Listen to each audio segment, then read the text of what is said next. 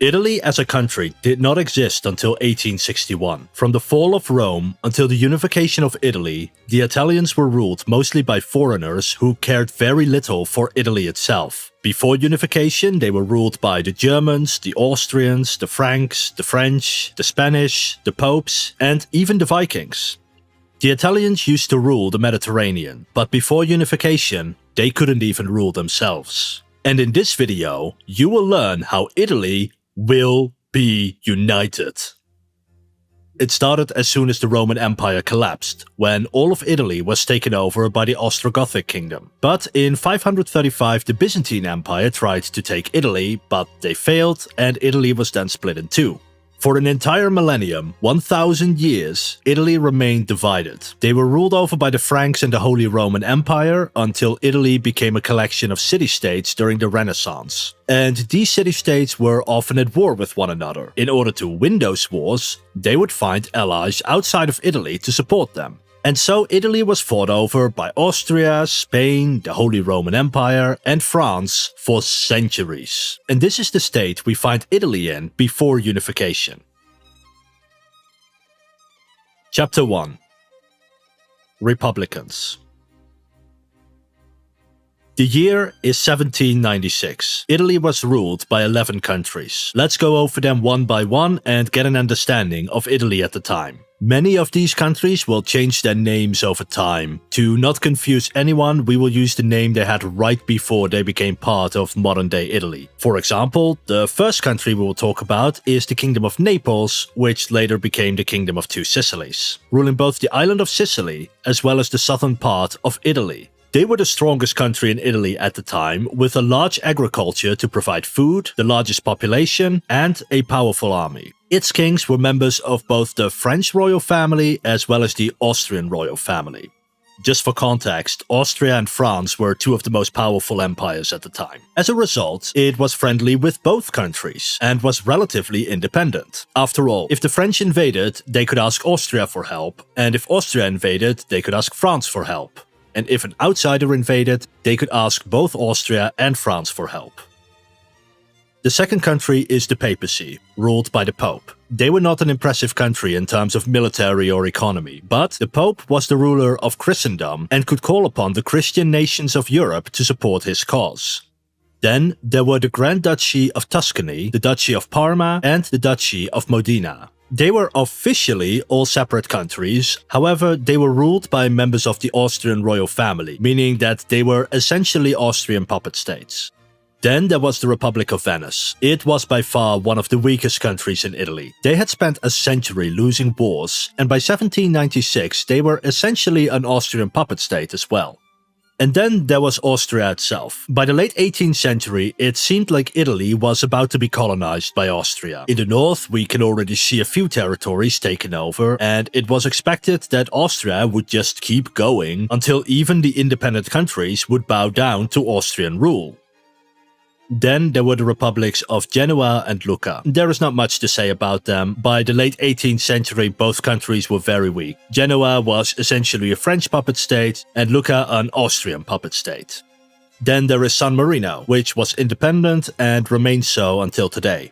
And then there is the last country to talk about, the Kingdom of Piedmont-Sardinia. They were largely independent, although leaning heavily towards France. They weren't the most powerful country at the time and focused largely on industry. You might have seen images of modern-day Italy where the north is rich and industrialized while the south is poor. Some of that started with Piedmont-Sardinia that slowly created a powerful economy.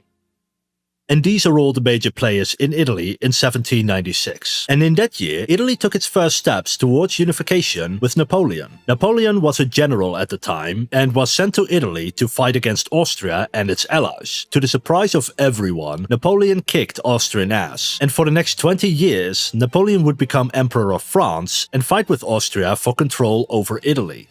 France, under the rule of Napoleon, was a republic, meaning they didn't have a king or a queen who were rulers because their parents was a king or a queen. Instead, leaders would need to have a good reason to rule the country. When France went to war in Italy, they abolished the systems of kings and queens they had and installed new republican governments.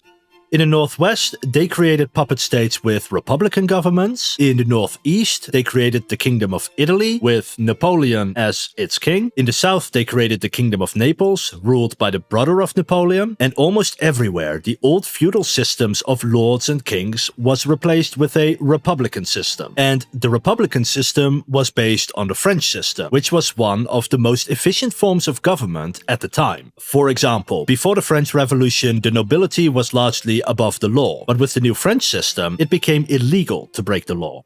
A second example, the governments had a more centralized government where all resources of the nation could be efficiently allocated to various projects. So if, for example, the government wanted to create a system of roads to improve trade, then that government had the resources and workers available to do so, instead of a bunch of lords each making their own roads on their own land without thinking about the nation as a whole. And a lot of people liked this efficiency. Many people in Italy wanted their republic and they began calling themselves Republicans. And just to address the red elephant in the room, I am not talking about the US Republican Party. When I say Republican, I just mean people who want their country to be a republic, not whatever weird things are happening in the US Republican Party. And these Italian Republicans really liked the fact that they no longer had a king or queen and that their government had to listen to the people for once. But anyone who listened to ABBA knows that Napoleon lost at Waterloo. France became a monarchy once again, and the Italian republics lost their biggest supporter. Without France protecting them, they were too weak to stand up to the other powerful countries, like Austria. And so Austria invaded Italy. By the end of 1814, France was kicked out of Italy, the Italian republics were destroyed, and the old system from before the war was reinstated. The map went from looking like this in 1796 to this in 1810 to this in 1814. The only major changes to the maps are that the Republic of Genoa is part of Piedmont Sardinia and Trent is now officially part of Austria, as though Napoleon never happened and republicanism never existed like it did in Italy.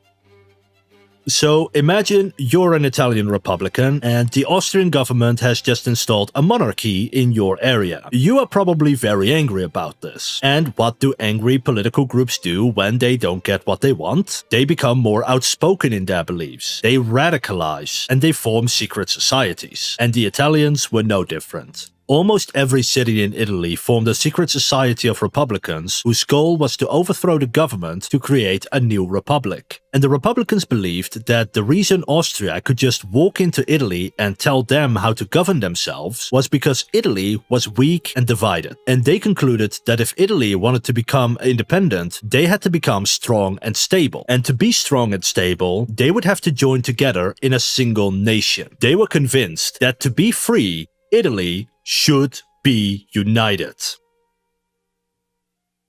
Chapter 2. Culture.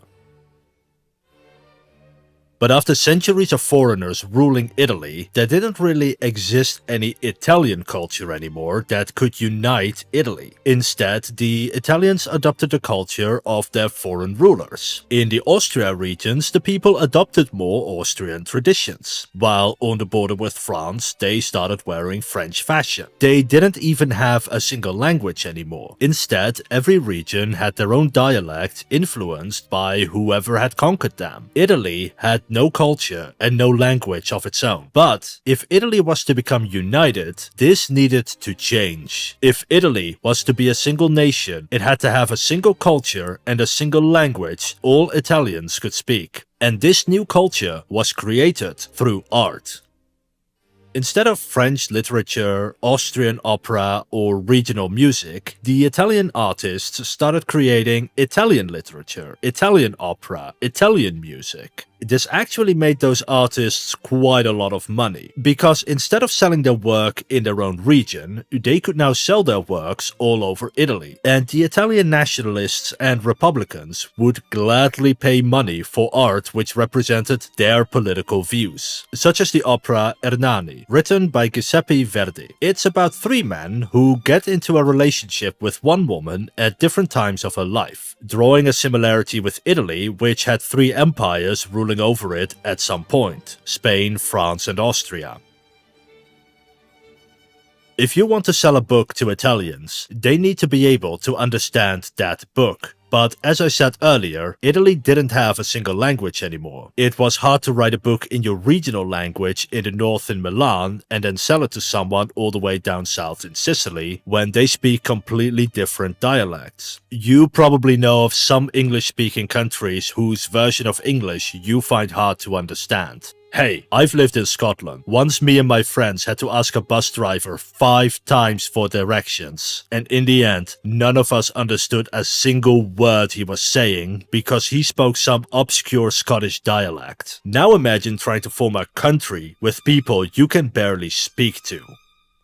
The artists realized they couldn't sell tickets to the theater if nobody understood the performers. So they went about creating a single unified Italian language that anyone could understand. They would take the common words and rules of all the dialects and mix them together to form a new Italian dialect. A dialect almost anyone from Italy could understand. And if every author or playwright or musician used this language, then they could sell their products across Italy while also spreading the ideals of unification. The Italian language was created by artists to spread the idea of an Italian nation through their art. And this art took a lot of inspiration from religion. Italy was a very Christian region. In fact, some people literally had the Pope as their ruler. So artists took inspiration from the Bible to create Italian art, such as taking inspiration from the story of Moses, who, according to Christian mythology, saved the Jews from slavery and led them to the Promised Land. And these artists represented Italy as a people who were slaves to foreign powers, and that a united Italy was a mythical promise land, that it was the destiny of all Italians to rise up against their foreign rulers, kick them back to their own country, and create a homeland for themselves. And it also took inspiration from the story of Jesus, who, according to the Bible, was dead for 3 days, resurrected back to life, and then ascended into heaven. Italians saw the Roman Empire of the past as the glory days, and Italy died when the empire fell. Now it was time for Italy to be resurrected by uniting the people. In fact, the Italian word for Italian unification is risorgimento, which translates roughly to rise again or to stand up again, meaning the revival of Italy as a country that is able to stand up for itself. Basically, the Italians wanted to make Italy great again, and the idea of a new Italian state spread across Italy in the 19th century. You couldn't go anywhere without seeing some sign for unification, and because religion and unification became so interlinked, it was impossible for governments to do a lot about it. After all, if you have a story about resurrection in Italy, you could just as easily claim that it's about Jesus and not about Italy. And so Italy started forming a new culture based on a united hatred for outsiders telling them what to do. Some of the art leans so heavily on the idea of Italian unity that it was essentially Italian propaganda. A good example is an opera called Nabucco, which you're listening to right now. It was composed by Verdi and talks about the Jewish people who were invaded, conquered, and exiled from their homeland by the Babylonians. It draws a connection between the ancient Jews and 19th century Italians, who, after being invaded and conquered, needed to create a new country of their own. Chapter 3. The First Attempt. Slowly over time, the cultures of Italy became more in favor of unification. The people in favor of unification were called Italian nationalists, because they wanted an Italian nation. And they organized protests, resistance groups and revolutions. But the governments of Italy always crushed them and arrested their leaders. But beating up protesters doesn't actually solve any of the issues they are protesting about. And the biggest of these revolutions came in 1848. In this year, revolutions spread across Europe. You might remember the Arab Spring in 2011 with mass protests erupting in North Africa and the Middle East. Well, Europe had something similar in 1848, and in Italy, people had a lot to protest about. It started on January 5th. As a strike in Lombardy, one of the regions controlled by Austria. The people stopped buying cigars and lottery tickets because both businesses were owned by the Austrian government, basically living a healthier life to stick it to the Austrians. By March, the city of Milan was in full revolt. All the way south on the island of Sicily, a revolt was so successful they declared independence until their defeat a year later. In February, Tuscany revolted. Seeing all these revolts, the King of Sardinia decided this was the perfect moment to join the revolutions to create an Italian republic. But Austria and France weren't just going to give up Italy so easily, so they sent in armies and took back control. The first attempt at Italian unification failed, but the revolutionaries learned a lot of valuable lessons. Firstly, Italian unification was very popular all across Italy. In fact, they were so popular that the current national anthem was written right before these protests started. The anthem is seen as a manifestation of the Italian desire to rule themselves. And this desire to rule themselves was successful until the Austrian army crushed them. For example, the Pope even had to flee Rome. The revolutionaries created a new country called the Roman Republic. Austria at the time was busy with their own revolt in Hungary and just couldn't help the Pope. So instead, France sent their own forces, conquered Rome, and reinstalled the Pope. And to make sure nobody ever threatened the Pope ever again, they kept a French army in Rome just in case someone tried something. Or take the example of Tuscany, where the king was first forced to accept a new constitution and was eventually driven from his country. Only later, with the help of the Austrian army, did they get their land back. The revolutionaries learned valuable lessons that they would use in the second attempt to create a united Italy. Firstly, it was possible to kick out the rulers, but it was not possible to keep them out for long, unless Italy had their own allies. And secondly, if Italy becomes republican, then the monarchies of Europe will crush them, like they did with Rome. These lessons would be used by the revolutionaries to make sure that Italy will be united. Chapter 4. The second attempt. The map of Italy looks the same as before. It's as though the 1848 revolution never took place. And we will now focus on one of these countries called the Kingdom of Piedmont-Sardinia. This country had focused the last couple of decades on improving its economy. It had an advanced agriculture, expanded its rail network, and opened trade with other countries. With this money, they invested in an efficient government with a powerful army. By the 1850s, the Kingdom of Piedmont-Sardinia was small but powerful for its size. And with this power, the kingdom had something to offer other nations in exchange for an alliance. And an opportunity for such an alliance came in 1855. Russia went to war with the Ottoman Empire, Great Britain, and France. And Piedmont-Sardinia joined the war as an ally of France. The army of the kingdom sent was small, only 21,000 compared to the 300,000 the French sent. But their soldiers were very effective, and this impressed the new French emperor. And from that moment forward, France was an ally of Piedmont-Sardinia. In just one war, they had gained the one thing they needed to succeed, an ally that could stand up to Austria. The leadership of Piedmont-Sardinia decided Italy will be united, and they were the ones who were going to make it happen. But they would need the approval of France. After all, if France won't support them, then another country will just crush the Italians again. The French emperor loved the idea of kicking Austria out of Italy. As we saw earlier on the map, Austria still held the most territory in Italy. Austria and France had been fighting over Italy for decades. So, if this alliance would help kick Austria out, then it would secure France's southern borders from an Austrian invasion.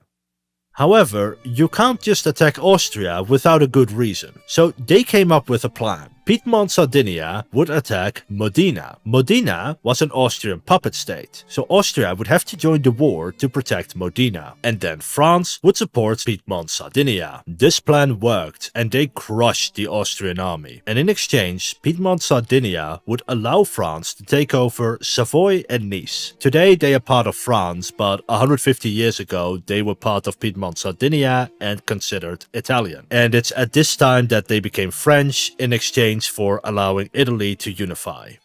And lastly, the French emperor was introduced to a woman named Virginia Uldovini. She was an Italian celebrity considered very beautiful for her time, and she entered into a romantic relationship with the emperor for about a year. Her job was to convince the emperor to support unification using whichever orifice would get the job done.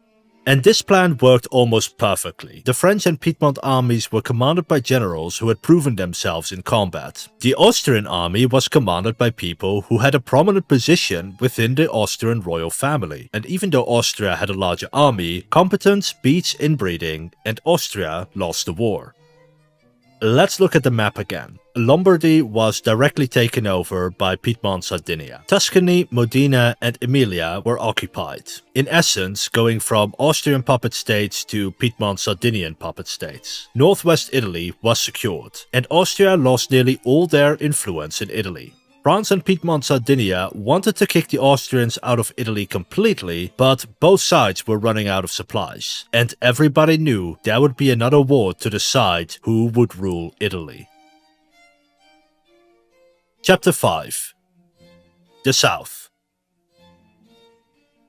There were just 5 countries left in Italy: Piedmont Sardinia and their puppet states in the northwest, the Austrians in the northeast, the Papal States in the middle, San Marino, and the Kingdom of Two Sicilies in the south. And as the title of this chapter suggests, we're going south to take a look at the Kingdom of Two Sicilies. Because they were the next target. It was the most powerful country in Italy at the time. It had the largest army, the largest economy, and the largest population. But this large population was rebellious. And in order to prevent any rebellions, government had created a police state. As you may recall, in 1848 there were revolutions all over Europe, including the Kingdom of Two Sicilies. Right here on the island of Sicily there was a rebellion. The rebels declared Sicily independent, turning the Kingdom of Two Sicilies into the kingdom without Sicily. The king ordered his troops to break up protesters, dissolved parliament, and ordered his navy to bombard protesters. In one of these bombings, the navy spent 8 hours shooting at the city of Messina, giving the king the nickname King Bomb. And while King Bomb took back all of his territory, his tyranny gave those people even more reasons to rebel in the future. King Bomb died in 1859, handing over the throne to his son. But being the son of a tyrant doesn't make you popular. In fact, he was so unpopular that he couldn't trust his own army to stay loyal. So he relied on Swiss mercenaries, soldiers from Switzerland who would fight for money. But in that same year as he became king, Switzerland made it illegal for any citizen to fight in foreign armies, except for the Pope's Swiss Guard.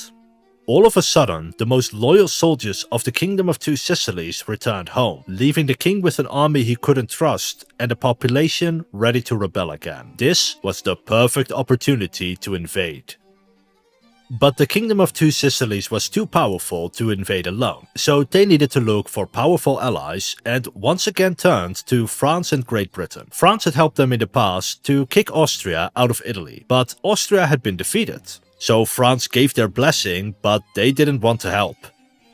So they looked for help from Great Britain. And the British were very interested because they were building the Suez Canal in Egypt, which was a colony of Britain at the time. The Suez Canal made transport between Europe and Asia faster, cheaper and easier because you no longer needed to sail around Africa anymore. It made transport so easy that other countries might try to take the canal for themselves. And if someone came to take the canal, then Great Britain would need troops close to the Suez Canal to prevent others from taking it. And Italy was located close to Egypt. And so the British made a deal. British warships will be allowed to dock in Italian ports in case we ever need to defend the Suez Canal. In exchange, the British would give financial support for the war.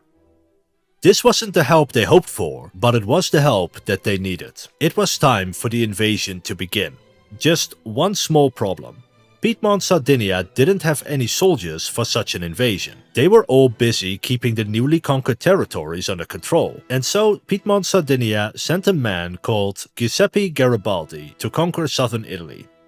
Garibaldi was considered to be one of the best generals of his time, and his life alone deserves its own TV show. He joined a failed coup and was exiled from Italy in 1833. He fled to Brazil, where he fought in a civil war and learned guerrilla warfare. He then hired Italian volunteers and taught them also how to fight guerrilla wars. And he won numerous battles using these tactics. In 1848, during all those European revolutions, he fought for Rome, where he defeated a professional French army, showing that his guerrilla tactics worked very well in Europe where generals tended to fight more straightforward battles. After the revolutions were lost, he joined Piedmont Sardinia in their war against Austria. He was promoted to general but given no troops to actually fight the Austrians with. So he used his status as a famous commander and recruited volunteers and began fighting Austria in the mountains. He was so successful that he won victory after victory even when he was outnumbered 2-1. He was perfect for the job of conquering southern Italy.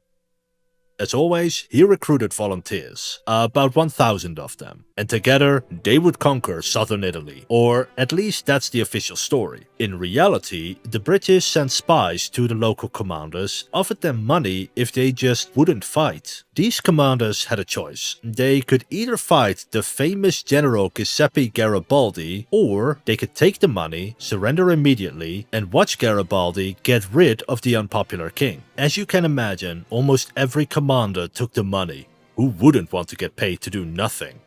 And so Garibaldi would pick a fight, the commander would surrender, and the people would think that he won an amazing victory. Then he'd go to another army and do the same thing again. With every victory, he became more popular, and with more popularity, there were more people joining his army. In just 3 weeks, he conquered Sicily for Piedmont Sardinia. He conquered the island faster than it takes me to make a History Scope video. But while the island was easy to take over, the mainland was a lot harder, because the king resided on this mainland and he kept his strongest troops close to him. Look at this map. This is a map of Sicily on the left and the mainland on the right. And right here is a narrow strip of water that Garibaldi would have to use to move his army onto the mainland. He lacked a navy to transport his troops to another part of Italy, and this meant that they would instead have to send an army from the north. But if we look there, we see that this army would have to march through the Pope's territory, and the Pope was having none of that. His own people were already protesting. Letting a foreign army march through a rebellious territory might mean those people will join Piedmont Sardinia against the Pope instead. Plus, if they won the war, the Pope would be surrounded on all sides by Piedmont Sardinia. The Pope might be a predator, but he had no interest in becoming the prey. And so Piedmont Sardinia once again asked for help. As you might recall, in the 1848 revolutions, the Pope was kicked out of Rome and the city created the Roman Republic. When the revolutions were done, France left their army in Rome to defend the Pope. So Piedmont Sardinia asked France to help negotiate with the Pope to let them march their army south. And eventually they came to an agreement. Rome would hand over the rebellious territories to Piedmont Sardinia, and in exchange all property owned by the church would remain unharmed. This was a great deal for both sides. The Pope lost rebellious territories, secured their profitable properties, and Piedmont Sardinia gained a bunch of people who liked their new king a lot more than the Pope. And Italy promised to never touch Rome. The city of Rome would never become part of a united Italy. Rome was the property of the Pope, and Italy would never change that. Piedmont Sardinia invaded from the north, and within a couple of months they occupied the entire country. The king fled to Rome and later between Bavaria, Austria-Hungary and France to petition their leaders to send an army to Italy to restore him to the throne. But nobody did and he died in exile. In December of 2020, the Pope proclaimed him a servant of God. Just in case you're wondering whether the Vatican is still bitter about losing their territory, the answer is yes. Chapter 6. Creating Italy. So now we're just left with the Kingdom of Piedmont Sardinia, the Papacy, San Marino, and Austria. With all this new territory, the King of Piedmont Sardinia made a very important decision. Italy will be created.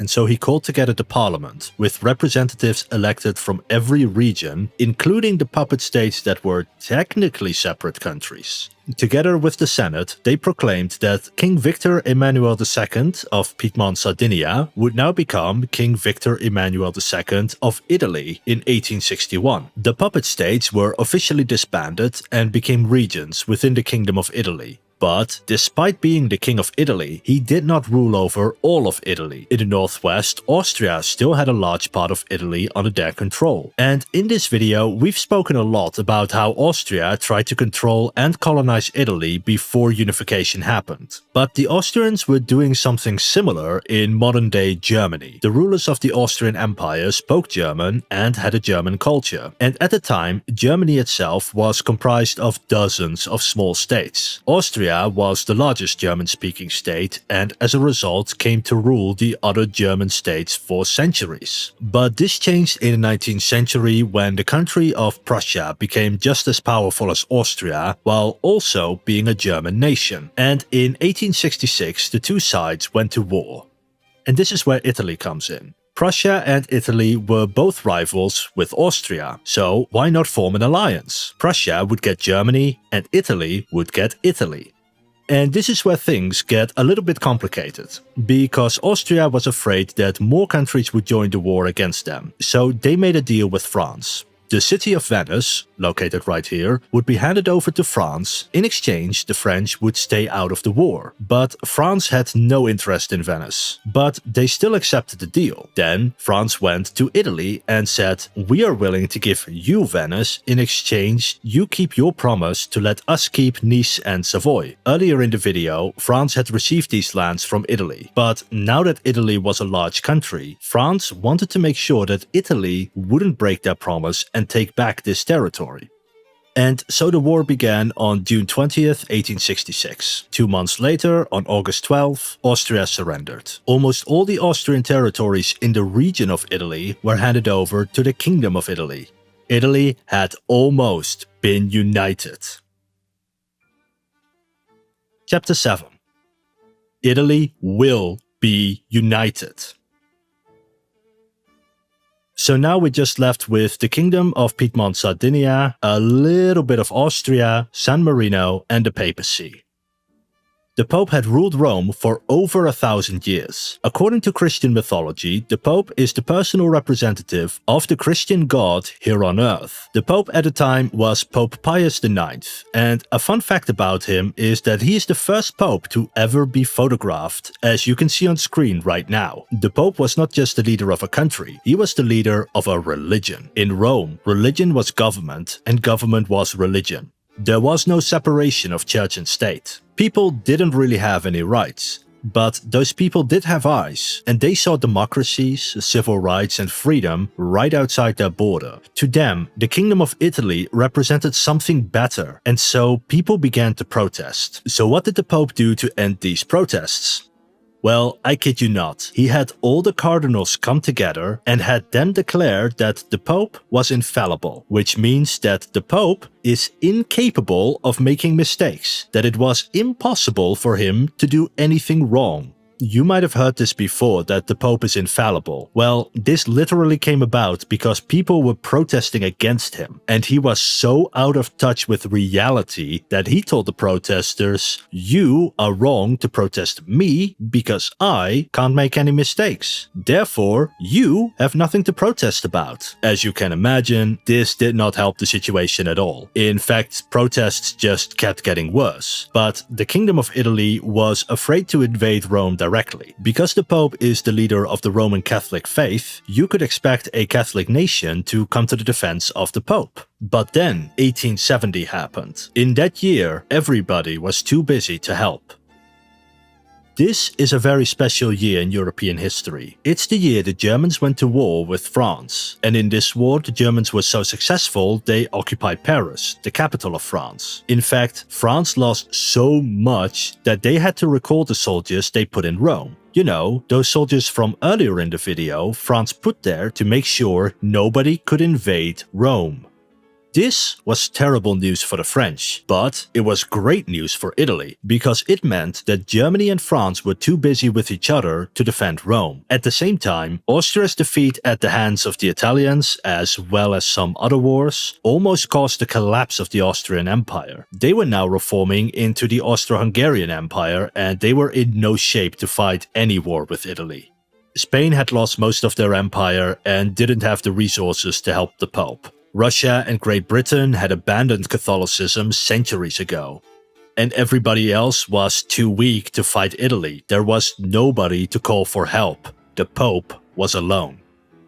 This was the perfect time to invade Rome. At first, Italy tried peaceful ways of getting the city and the surrounding lands. When the French army left, Italy offered their own army to protect Rome. But the Pope wasn't stupid and refused. Then Italy declared Rome as their capital city and just marched their army towards it. They moved slowly, hoping that the Pope would simply surrender once he heard the thousands upon thousands of troops marching on his city. Instead, the Pope called on Catholics everywhere to come defend the city of Rome. People from all over Europe came to defend the Pope.